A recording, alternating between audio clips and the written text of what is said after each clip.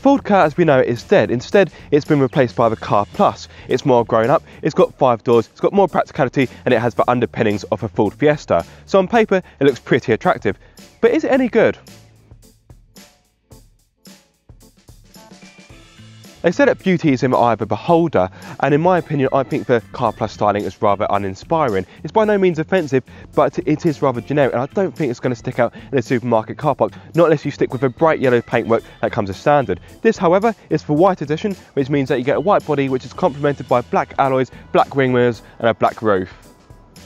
Step inside the cabin and predictably, because of the car's cheap asking price, you are greeted by lots of hard, scratchy plastics. Plus, if you ask me, that centre console's got too many buttons. But on the plus side, there is a decent amount of storage. So in the middle, you get not 1, not 2, but 4 cup holders, plus the glove box is a decent size, and there's a fair bit of storage in the door panels.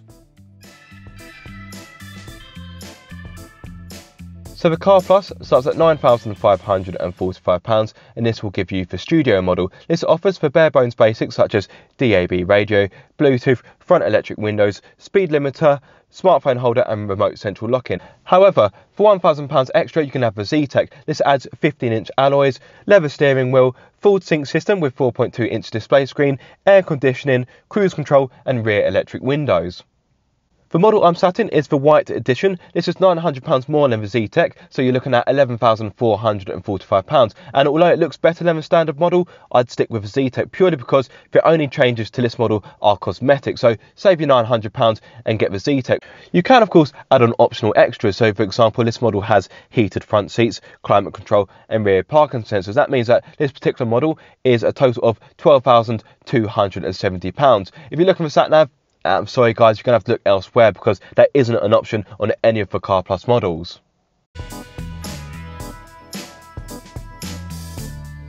Step inside the Ka Plus and you're greeted with a good level of room. There's plenty of headroom and the driving position isn't too bad either. Now sadly, the steering wheel only adjusts up and down, but even for my 6'2" frame, I'm able to get a good driving position and the seats are rather comfortable as well. I rather like this armrest, although it does kind of look like it's been nicked out of a minibus if you ask me, but it's quite handy nonetheless. Now, even though this is a cheap car, like I said a few months ago, the seats are rather comfortable. But what's it like in the back?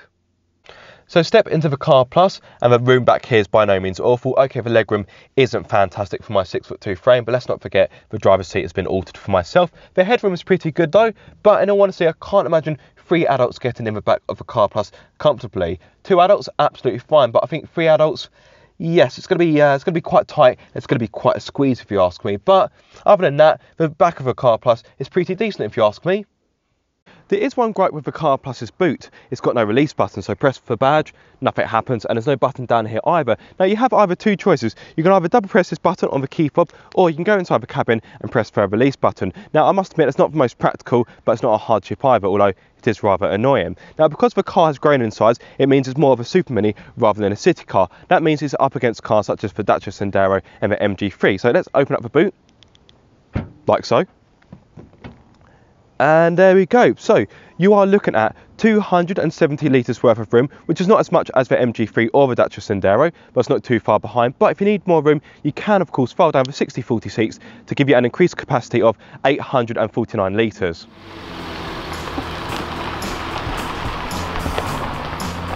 So the Ka Plus has a choice of 2 engines, both of which are a 1.2 litre petrol. One produces 69 horsepower, whereas one I'm in produces 84 horsepower, and it's got 112 Newton meters of torque. It's rated to a 5-speed manual gearbox, which is actually quite pleasant to use. It's nice and slick, and it will get you to 62 miles per hour in 13.3 seconds. Yeah, I know, fast isn't it? But having said that, it is 2 seconds faster than the other unit, so yeah, it's something to bear in mind I suppose. Now the top speed is 105 miles per hour, whereas the less powerful model will give you 99 miles per hour, which in this day and age feels a little bit prehistoric. It's naturally aspirated, so there's no clever turbos or anything like that, and sadly you can't get an EcoBoost engine in the Ka Plus. So for those of you that are looking at an EcoBoost engine, I'm afraid you're going to have to get a Fiesta. Now the actual performance itself, as you can imagine, is not fantastic. The power comes in at about 4,000 revs. Well, I say power, the sort of small modicum of power you can expect from this engine comes at about 4,000 revs, and it does get a little bit noisy quite quickly, but at normal speeds the engine is quite nice, smooth and quiet, in all honesty. So let me drop it down into third. That's 3,000 revs. That's 4,000. Starting to get a little bit noisier now.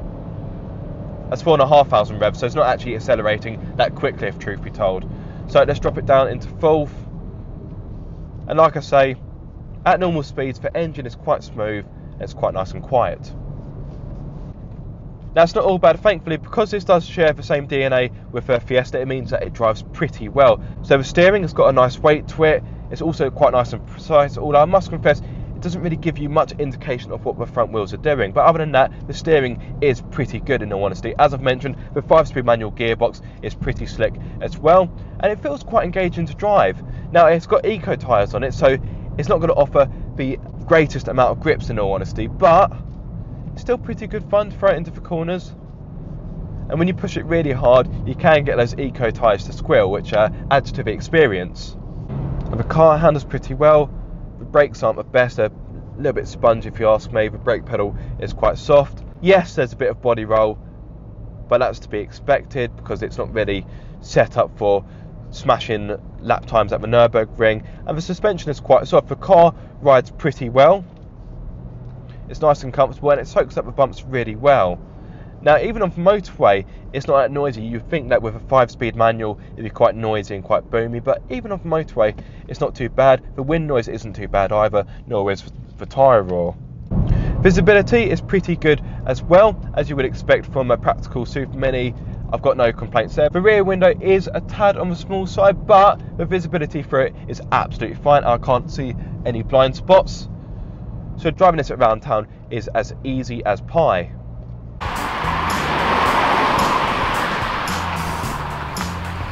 So in regards to fuel economy, although the Car Plus is naturally aspirated and it doesn't have stop-start technology, it's pretty frugal. Now, the official combined figure is 56.5 miles to the gallon, and in my experience, I was able to get 54.5, which is really impressive. That's only 2 off the official figure.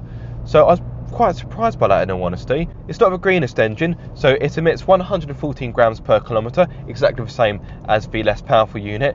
That means for the first year of road tax, you're looking at £160, and then each year thereafter, you'll be paying £140. It's more efficient than the MG3, and it's about the same as the Dacia Sandero. In fact, it's a little bit better than the Sandero, although the Sandero does offer a diesel which is able to offer a whopping 80.7 mpg, so that's worth bearing in mind.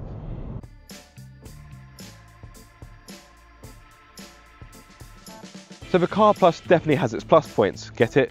Car Plus. Anyway, thanks to its Fiesta DNA, it drives well, although I will say that the 1.2 litre engine is a bit of a letdown. I'm also not a big fan of the car styling, but on the whole, the Car Plus is practical, frugal, and it's well priced. So I definitely think it's a good alternative to someone who wants to buy a small cheap Ford, but isn't quite able to stretch to a Fiesta.